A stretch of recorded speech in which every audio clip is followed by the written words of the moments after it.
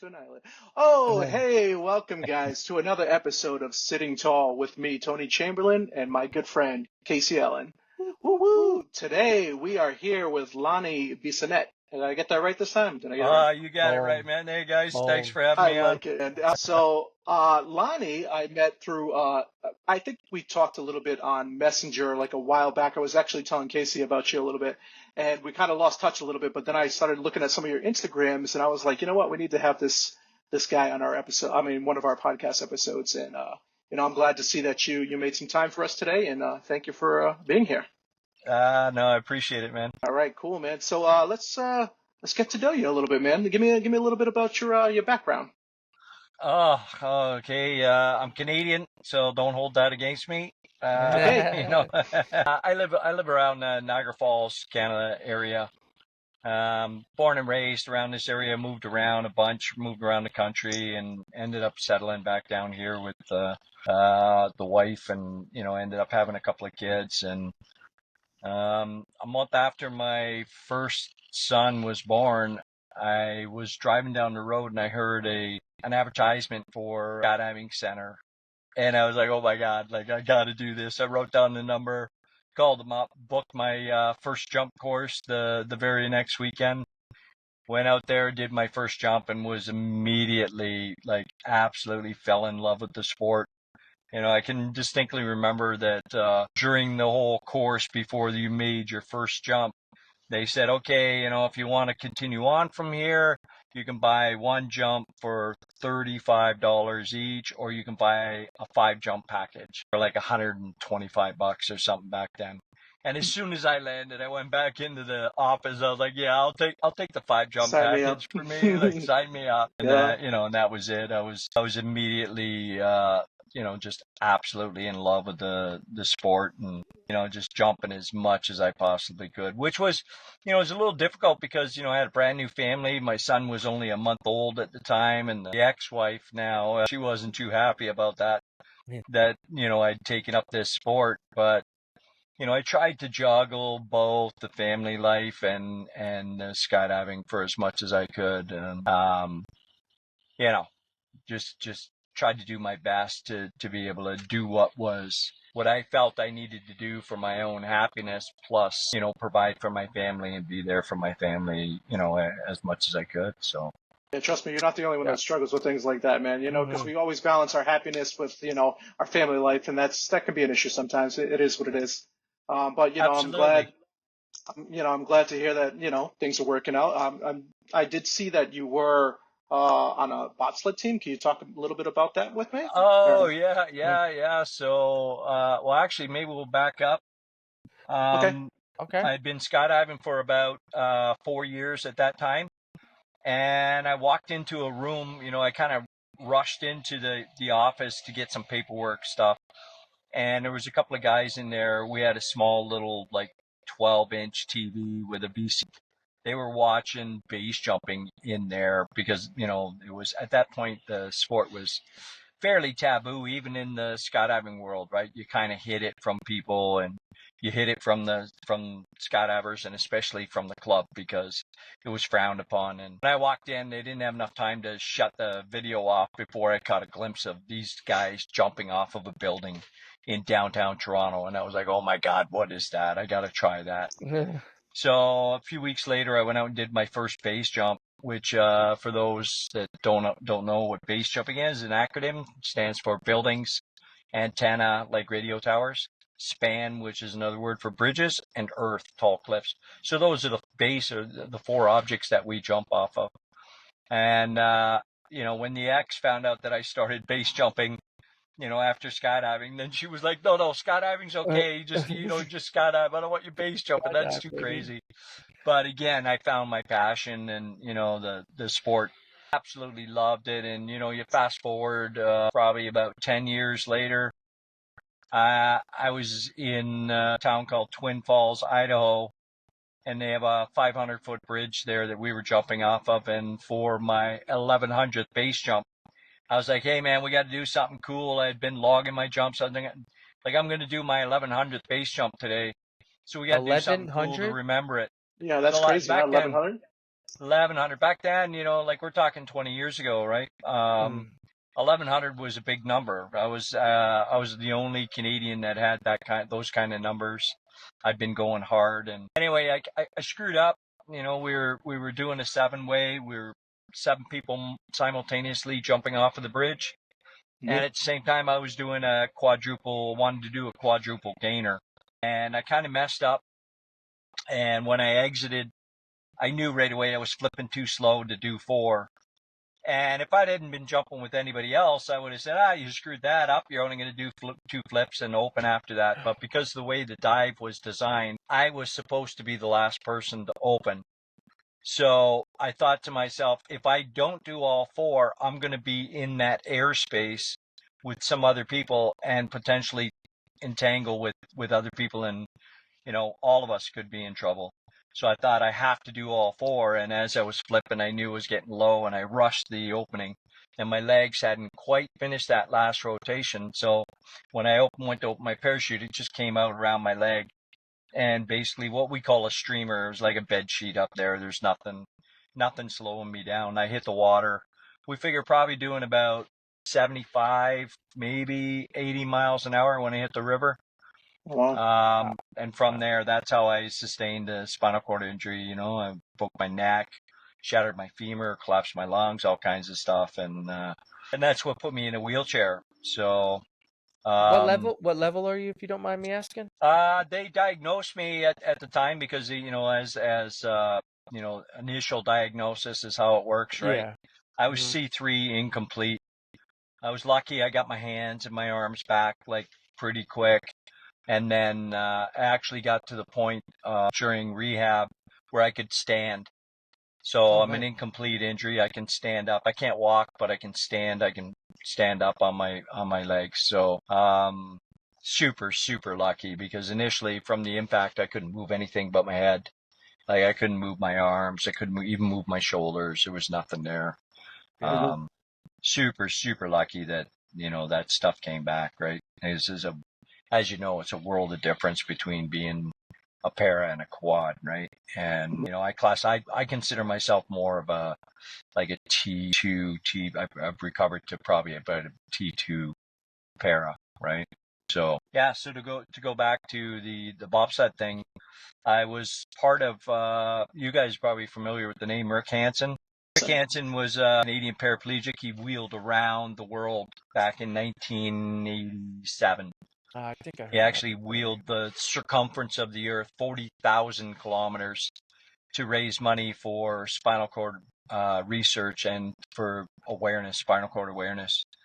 So for the 25th anniversary, Rick was, 50 something years old at that point. He's like, I can't do that again. I'm too old. But what they wanted to do was retrace his route across Canada. He started on the east coast of Canada. That was the last part of his it was called the Man in Motion journey, where he went around the world. He came to Newfoundland, which is the most easterly point in Canada, and he went all the way across Canada to Vancouver. So for the 25th anniversary, they wanted to retrace that route, except instead of Rick doing it, it was a big medal relay. So they had this giant silver medal, and throughout the city, they would pass it to people every 250 meters as a relay. But then when they got to the edge of town, they needed somebody to carry it a long distance to the next city to then pass it to the people inside the city. So I had been one of the medal bearers here in my hometown with my son, and I went out for a couple of beers with the guys afterwards, shooting a breeze, and we're having a great time. And they're like, "Hey, listen, we're looking for some what we call endurance athletes that'll carry the medal between towns. Would you be interested in doing that?" And I was like, "Hell yeah, that sounds like a blast, right?"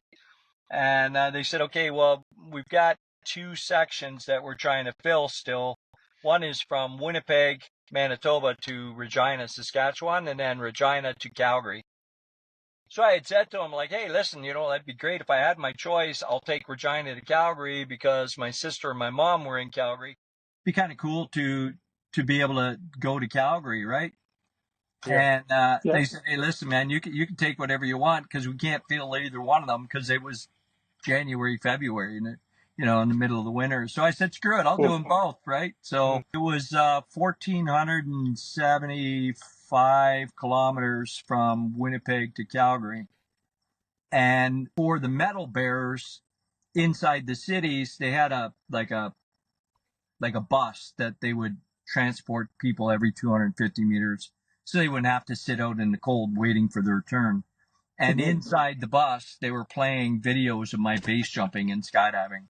So one of the medal bearers was Canada's first female bobsledder, and she came up to me after she did her 250 meters and said, "Hey, have you ever thought of bobsled?" And I was like, "No." And she was like, "Would you like to try it?" I was like, "Hell yeah, that sounds fucking awesome." Yeah, that sounds like a great opportunity right there. Yeah, right. It was like, that sounds like right up my alley. So fast forward, it took a year before they got everything involved, like all the pieces in place, because I had a really short window that I had other stuff I was heading to. Yes. So I went to Calgary to do what they call a pilot course. Pilot is a guy who drives the bobsled. And in that course, they had I think there was about 14 people in the school to learn how to drive. There were some disabled guys, but also some able-bodied people that were coming out to learn how to drive for the first time. So it was a week-long school. And at the end of the week, they start you off lower and then slowly work you up higher and higher on the track, and, as you progress. And at the end of the week, out of the whole school, I was the only person who hadn't crashed yet. And it was at that point the coaches came to me and said, "Hey man, like, you got some natural ability here. You should think about competing." So the next week I went down to Park City, Utah, and started sliding down there, and then I started competing for Canada, and that was 2013. So I've been competing ever since then. Oh, that's awesome, man. Yeah. That What a ride. I'll tell you, what a ride. Like, the first yeah. time I went down that track, I was just like, "Oh my God, this is wild." How fast do you get up on the bobsled? So every track is slightly different, like Calgary's not really a super fast track. There we get about 65 miles an hour. But then wow. you go to Whistler. Whistler's the fastest track in the world, and Whistler you'll get over 80. Jeez. Over 80 miles an hour. Wow. How many people are in the bobsled? Is it a four-man team, or is it so, I'm thinking of Cool Runnings here. Exactly. That's Everybody thinks of Cool Runnings, right? Exactly. Funny side note, Cool Runnings, I had never even seen that movie until after I started bobsled. I always heard about it, but I just never watched it. But I watched it after I started, and it was, it's pretty cool. But a lot of people think of the 4-man, like Cool Runnings, and there's a 2-man sled. And when I started in the sport, it was a 2-man sled. But we were hoping to get the sport included into the Paralympics. So we went to the Paralympic Committee and said, "Hey, what do we need?" The first thing they said was, "You can't use an able-bodied guy to push the sled for you, because obviously we can't run and jump in, right? Yeah, so we're of already course. sitting down." At that time, we were using able-bodied people because there just isn't enough other athletes, like disabled athletes, fill the sleds, right? That's the problem. So they said that's the first thing you got to get rid of. You either have to have a disabled guy, whether he be an amputee, a lower limb or a lower arm, deficiency or something. And we knew we were never going to be able to fill 2-man sleds. There just wasn't going to be enough athletes with a disability. So they actually designed what's called a monobob. So we're the only person inside the sled, single person in the sled. And then the other requirement that at the time that the IPC, the Paralympic Committee, said, you need 12 nations from 3 different regions around the world competing. So the Olympic rings, as everybody knows, right? You got those 5. Those are actually regions, each region around the world, how they break them up. And with para, it's not 5, right? It's 4. So they said you need 12 nations from 3 regions competing. So we went and we gathered up 12 people. We got new sleds. They're all monobobs. We got 12 nations from 3 regions. At that time, we had the 12 nations. They were from Europe, North America. We had Canada, U.S., of course, and then Australia was our 3rd region. And we went to the IPC and said, "Hey, we've got our 12 and 3 regions. So, when do we get in?"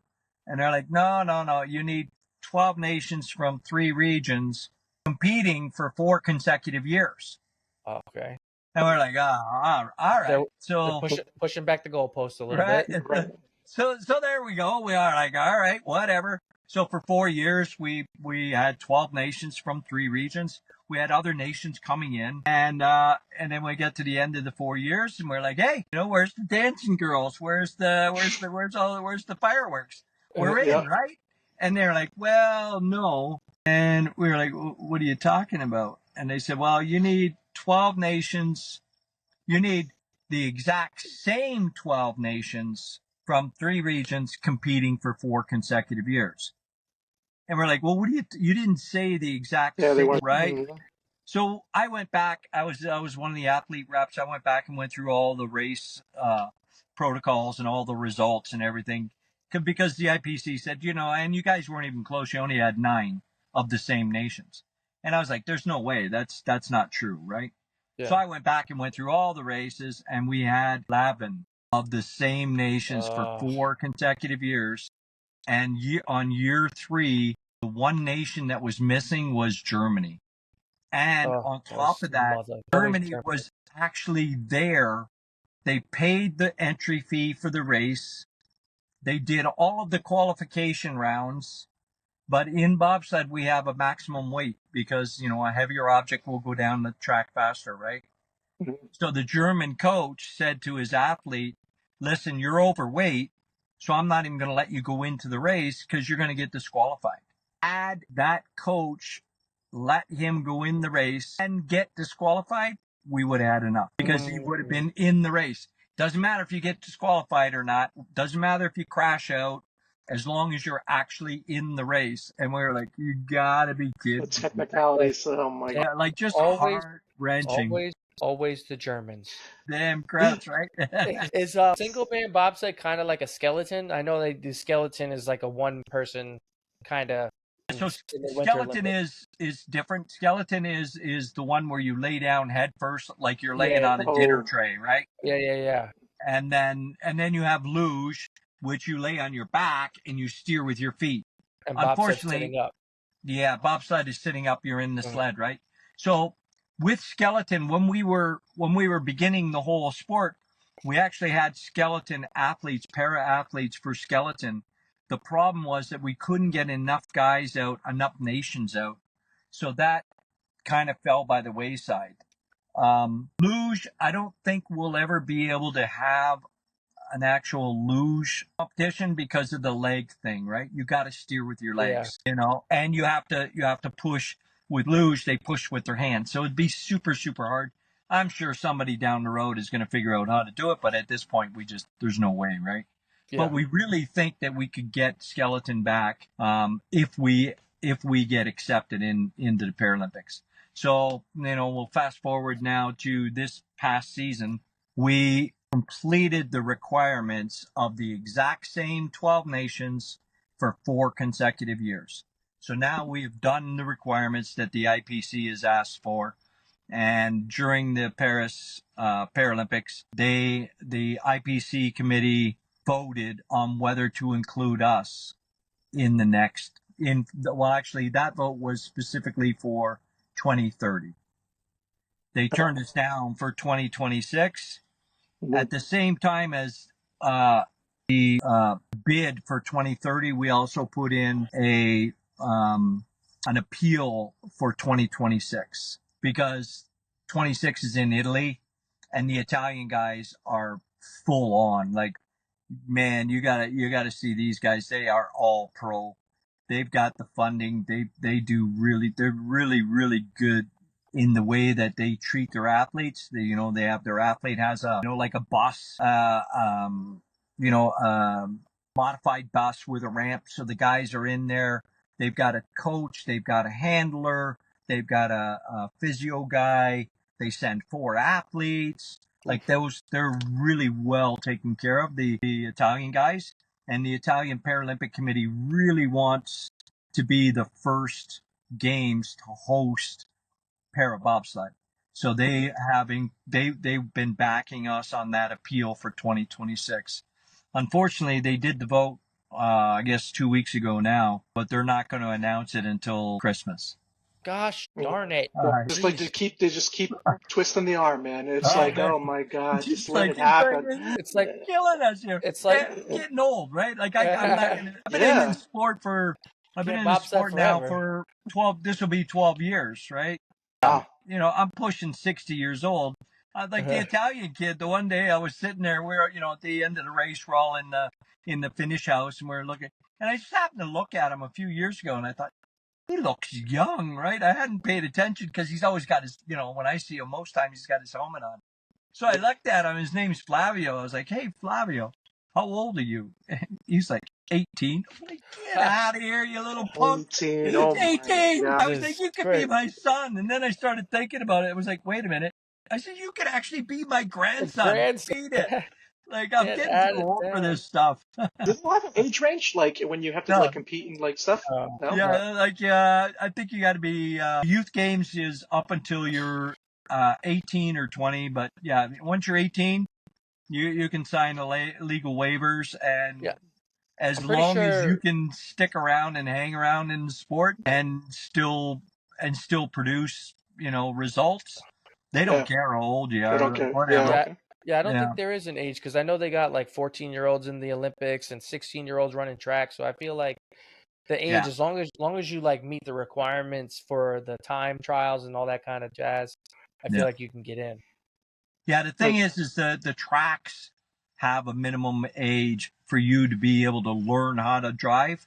Okay. So that's kind of the hiccup where you wouldn't make it to the games unless you're at least probably 18 years old, because you'd have to learn how to drive first, and that's where the minimum age comes because of liability issues, right? Because it's a rough sport, man. Like I tell people, like bobsled is like going 1 minute with Mike Tyson, and that's a good run.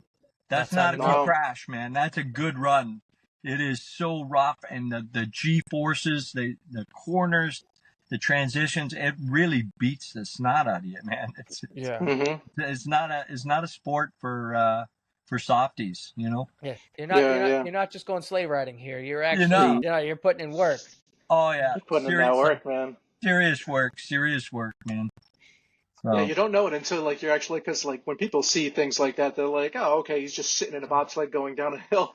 But there is a lot of work, and like a lot of stuff that we see in the Olympics, we're like, oh, that's probably easy to do, whatever. And it's definitely not. I'm not gonna lie, like that's something I would love to do, but I just don't feel like training that hard to get involved in. But I might take up curling. I might take up curling. Come on, Tony. Come on now. At least try. Who knows? Maybe you'll fall in love with it like Lonnie did. I know. Maybe you're right. They do very similar to skydiving. In skydiving, you can take a tandem jump where you're attached to somebody else, right? You go for your first time as a skydive. Well, with bobsled, it's the same thing. You hop in the back of a 4-man sled, and an experienced pilot will take you down the track, so you can actually experience what it's like. And I think, man, if you think you'd like to try it, you got to go to Placid, man. Go to Placid and take a ride down there. Tony. Hey, listen, if I was a para, I'd be all up in that, Tony. He's like, I can do this. You should do it just for me. Do it for me. Okay. Do it for me, buddy. I'll put the phone like right inside so you can be with me. I'll FaceTime. Oh, perfect. And I'll be like, Casey, I hate you so much right now. And then when you get to the bottom, you're going to be like, oh my God, thank you, Casey and Lonnie. This is the best day ever. I mean, that probably would happen, because I am a little bit of an extremist. I know, and I would love to get involved and stuff like that. Like when I saw about it. Yeah, like I said, I saw that you did with some base jumping in your chair, and I was like, holy shit, that is something that, like, I want to do skydiving. I don't really want to do base jump, but I think base jump is a little too quick for me. But I would love to do a skydive, you know what I mean, in my chair. But obviously, I don't have the training and everything like that, so I don't even know where to start with that. You know what I mean? Yeah. But unfortunately, to skydive with the wheelchair, So I've been jumping now for 34 years. And after my accident, it took me 10 months to do my first skydive back. And that was a jump with my son. I jumped with my son. He was 15. He wanted to skydive. He grew up around the sport and he'd been bugging me forever, right? When can I jump? When can I jump? When can I jump? And after the accident, he came to me and said, "Hey, you told me when I got a little older that I could jump." And I was blown away, right? I was like, well, yeah. He said, "So when can I jump?" And, like it broke, like I was actually in tears. I was, so proud of him at the time because here's this kid at 15 years old. He just saw literally what could happen to you. He's lived it through me. And yet he still wants to do this. So I was like, oh, for sure, man. You're not going to jump without, like, I'll be there. So we jumped out together. And then it was a month after that, I did my first base jump. And from the beginning, I said, I have to do at least one to prove to myself that I didn't quit, that I didn't let the sport beat me, So initially the idea was I'm just going to do one jump to prove to myself that the sport didn't beat me. And then after I did it, then I was like, oh, well, when you're a base jumper, once you've jumped off all four objects, building, antenna, span, and earth, the World Base Association issues you a base number. So my original number was number 422. Now they're up to somewhere around 3,000. Jesus. So after I did that first one, I thought, it'd be kind of cool to go back and redo all the objects as a para, and I'll get para base number 1 or 2 and see how that goes, right? So I did that, and the Base Association issued me para base number 1. So the first person in the world to jump off all four objects. And here we are, like 19 years later, man, and I'm still the only guy. Nobody else has completed all four objects. This is what you get, Tony, when you do something cool like that. This is yeah, baby. Case, we have a historian on our podcast right now. Like he's the first man to first ever. Yeah, that's awesome. Yeah. Like that's crazy to hear. Like, and I love that you didn't like give up on it just because like of what happened. Like people always tell me, because I was in a motorcycle accident, and they always tell me, oh, don't you see bikes differently now? I'm like, no, I was like, no. It was an accident. You know what I mean? And like, I would love to ride again. You know what I mean? I love to get out there and just cruise. Yep. You know what I mean? It's just one of those things that it doesn't like, it doesn't make me afraid of bikes anymore than like I would before. You know what I mean? Exactly. You should come hop on my best friend just got a 3-wheeler, and that'd be something that you could definitely try out with the thing in the front. Give it a go. Yeah. Was he got the Spider, or has he got like the Harley type truck? It's called you guys keep chatting. It's in my Is it like off-roading, or is it like on road? It's on road. Oh, okay, it's on road. All right. Yeah. So there's probably Can-Am or something like that. Yeah, Can-Am Spider. Yeah, it's a Can-Am. It might be a Can-Am Spider. It's a Can-Am. Yeah, Can-Am Spider. Yeah. I've ridden those. They're cool in the sense. One thing that Tony that you would notice right away is there's no leaning. The thing stays flat, right? So when you corner it, that was the first thing I noticed. So I used to ride too. So I'd sell my bike afterwards. Is when you go around the corner, it's really like the G-forces are pulling you off the bike. And when you don't have the trunk control, that's super scary, right? Because you're going to make a turn and, and it really, it's like rides more like a cross between a four-wheeler and a snowmobile, where you make the turn and, because there's no leaning. But what you could do, one of the guys, actually, the very first para to drive a bobsled is a buddy of mine, Aaron Lanningham. And after his accidents, he raced bikes for years. You got that little servo thing with some training wheels. As you come to a stop, it just went down, burp, and it kept the bike upright. And then as soon as you start rolling, those training wheels go back up out of the way, and he'd be on the track racing for years and years. He raced. He might even still be racing right now and kicking ass, man. Like so cool. Like kicking the able-bodied guy's ass out there. It's awesome, right? Nice. Like super awesome. And I would love to get back on and do that. And he's got a little switch for the training wheels, and then it's electric shift, right? Because he's got no movement. He's complete. So he has no movement. He just gets on, and it's all electric shift, right? He just hammers through the gears on the race course. It's crazy to see. Wow. Man. Oh, that is Yeah. awesome. It's just You so know, one cool to thing see you that they said, can modify like almost anything, you know what I mean? Which anything, is man. great. Yeah, yeah. The one thing he said that, because I'm pretty sure he was injured on a bike. Uh, he'll never ride on the road again. Yeah. He rides on the track and that's it, right? He said at least there, it's, you know, you don't have idiots out there going to hit you, That's very true. That is right? very true. Yeah, yeah. I mean, So that's cool to hear that, you know, like I said, there is something out there like that, which is awesome. Like, I feel like my area doesn't have too many things like sports wise or like things like that. So it'd really be nice to do like some kind of research and try to get back on like doing something like I wouldn't mind getting on the road, you know what I mean? Because like just go for a ride would be like nice just to get out there and like feel the yeah, wind and like my, you know, on my bald head again. exactly. You should be wearing a helmet, not feeling anything on your bald That head. is very true. You are correct on that, sir. You are correct. Practice good safety tips here on the podcast. Good. You know, Look at you. Look at you giving some safety tips. safety Yeah, first, all right? yeah. Not Definitely, bubble man. right Look now. into it and find it, man. You got to at least, even if you would, you know, somebody else who has one, get on. I got a buddy up in, he was up in Regina area, and he modified his Hayabusa. And Oh, okay. he used to strap the wheelchair he would get on the bike, flip the wheelchair onto the back of the bike, and strap it down with some bungee, and then Yeah, go down the I've seen highway. people do that. Yeah, that's kind of crazy. Go down the highway with his wheelchair attached to the back of this Hayabusa. I was like, oh my god, dude, you're insane. I'll Casey, watch. you don't want to strap your chair to like the back of anything. You I don't. will watch from a safe distance. In a pretty high level quad, it's you know, life. I feel like I live my life in a bubble right now, and I'm not. I don't want to get out the bubble. Yeah, Well, you know, I mean, for a Safety. while, like remember you were like saying like, oh, you wanted to game and you know you missed game and everything. This is different. No, I know, but I'm just saying. I never rode a bike, never rode a motorcycle, never do. Nor do I want to. I'm good at cruising my 5 miles an hour at my max speed. Oh, is that it? That's all you want to go is 5 miles an hour? That is with the tunes on, you know, cruising. Cruising. That's it. yeah. I'm in no rush. Casey's the farthest like from an extremist. Like, Like I like sports and everything, but the extreme sports, I give everybody a ton of credit. You guys are different. You guys are from a different cloth. Let me tell you. Yeah, different cloth thing. Yeah. And you know, I used to say that to people about skydiving when I would talk to them about it. You know, if somebody would say to me like, oh yeah, no, that's not for me.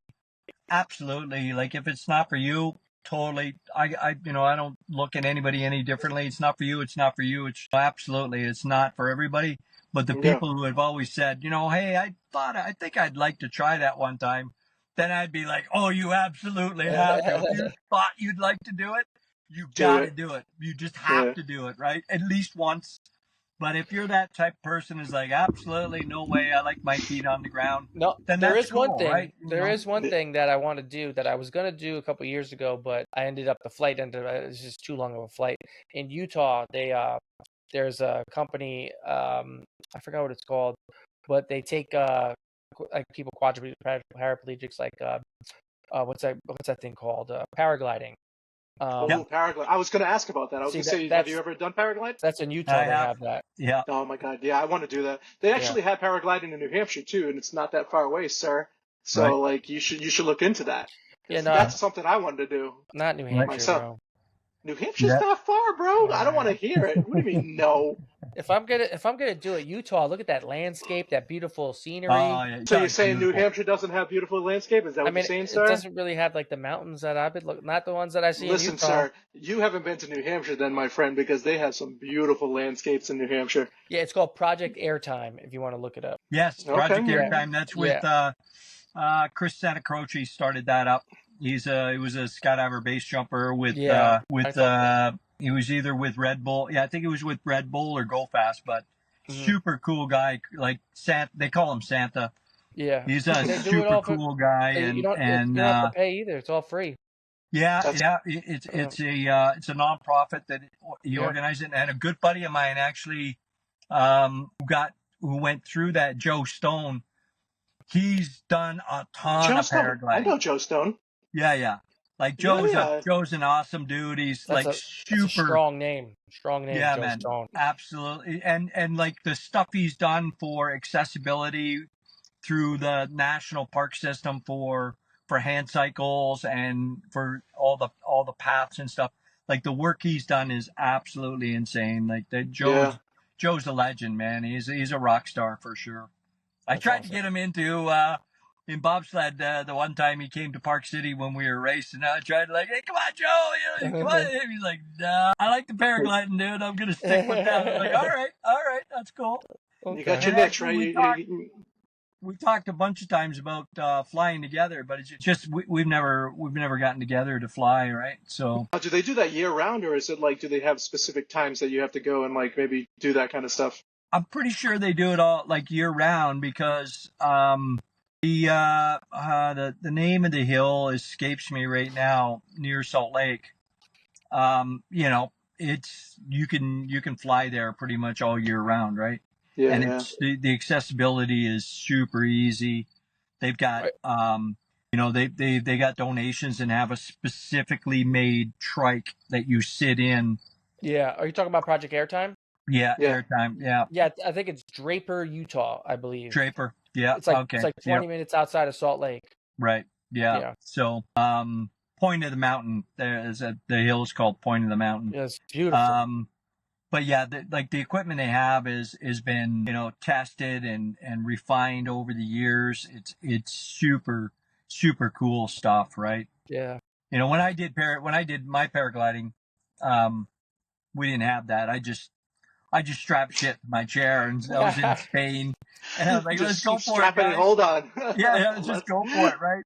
I did one tandem flight because I had lots of skydiving and base jumping and wing experience, like air experience, right?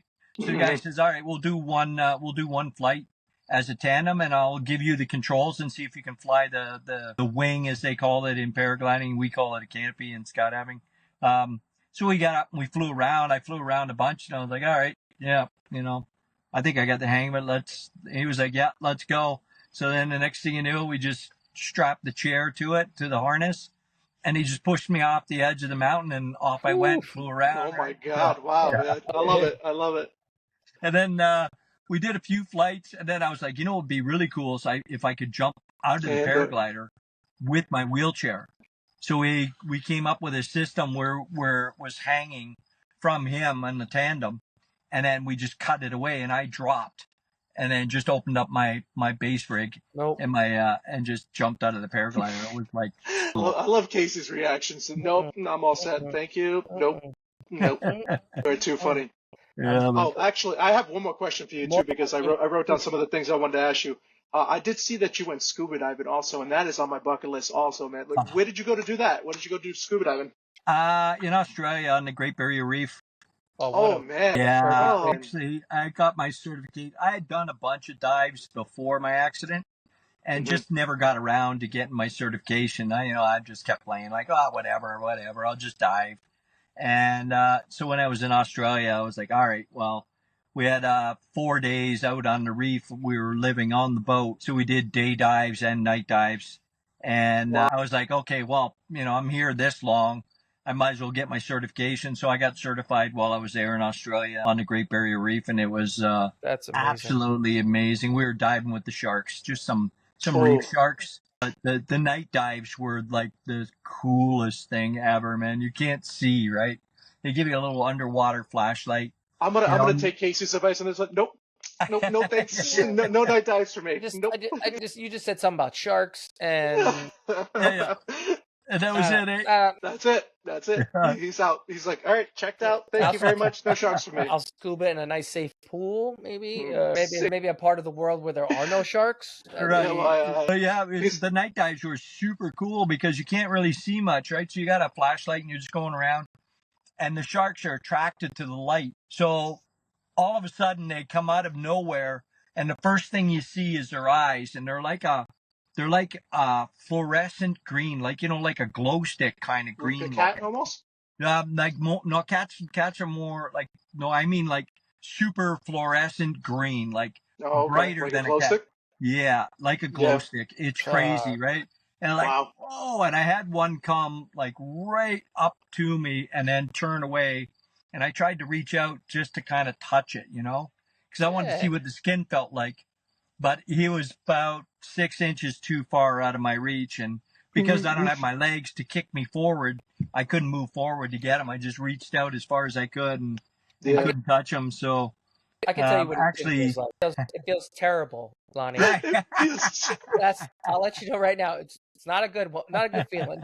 Because Casey knows it all. He I knows everything. I swam with he already sharks. knows. Swam with the sharks. He's like, I used to do that all the time. Yeah. It's not the greatest feeling. Trust me, it's fine. Yeah, back in Nam. Overrated. Get nom. Back in Nam when we were. Oh we were my swimming god. with the So sharks. I'm going back to Australia next year. Going to do some more diving. Hopefully, Oh my God, that's so the barrier reefs on the east side of Australia. So I was there for a month and did a whole tour all the way down from the northeast to the southeast, from Cairns all the way down to Melbourne. Nice. Now I'm going back next year to do. We're going to do a 4x4 trek through the Australian outback where it's just nothing but desert for like 2 weeks, and the trek is actually so far that you carry as much gas with you on this 4x4, and that's only enough to get you halfway. They drop fuel in the middle of the desert with a helicopter, and you have to get to your fuel to be able to get out. So okay. yeah, man. So I feel like I saw this movie Netflix a couple of weeks ago. right, yeah. He's probably the star in the movie. What are you talking about? Like, Lonnie, I think I saw you on TV a couple weeks ago. He might have, that mustache. You can't miss that mustache. Yeah, I know, it's crazy. Everybody keeps Strong. making. I grew it last year for Strong what do you call it? stash. For Movember, right? And then as a joke, I kept it for a bit, and then I started laughing. I'm like, I'm just gonna keep it for a little while. Same with the hair. Like the hair's gotten like out of control. Like I haven't paid for a haircut in, I don't know, 30 something years, right?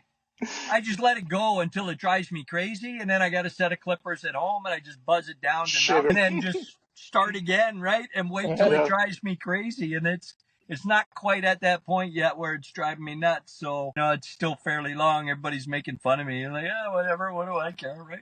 Yeah, exactly. Hey, live your life, man. You do what you want. You know what I mean? Yeah, exactly. I tried the mustache thing. It did not work well. Yeah. Not for me. No. I got a fat. I was gonna say I'm the same way. Like I can't grow that thick mustache. So I'm just like you have a strong jaw, so you're good. You got a strong jawline.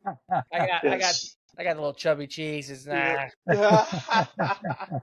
for me. Wouldn't work for you, I guess. Then, sir. I tried it. I did it last year. No, not for me. Oh my God! I feel like I would be a super trooper if I, just did the mustache. Yeah, I think you might be like a Vermont mountain trooper, like a state trooper up there in the right. like a Mountie, or like what are they called? What are the the Mounties? Yeah, Canadian Mounties.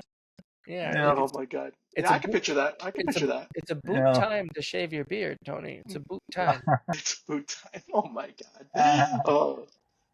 But all right, so I just want to wrap this up. We're coming around to the 40-minute mark over here, but I appreciate you coming in, telling us your story. It's been a pleasure. Yeah, man, it's been a great conversation piece, and hopefully we catch up with you again soon because we like to try to stay in touch with everybody that we interview and awesome. And go from there. I appreciate you guys having me on. Great to learn about. I had no idea that BASE actually was an acronym. I thought it was just like maybe like me either. I thought it was like a cliff, like a cliff base, or I don't know. But that's really thank you for sharing your story, and I appreciate like Tony said, we appreciate you coming on. No, appreciate you guys having me, man. It was awesome. It's good times. Oh, and just at the end of the episode, we'd like to thank our sponsors from Seven Bros Apparel for all your sporting goods needs. And yes, sir. Did you like my commercial voice? I liked it. I was waiting. I was like, should I do it or I'll let Casey do it. He's good. I was waiting. I was like, Tony's not gonna do it. I'm like, you say it's so much better than me anyway, so yeah, I'll let you round up the show, sir. All right. But no, it's been on to the next one. We'll talk to you guys soon. On to the next one. Yeah, we appreciate you. All right. Thanks.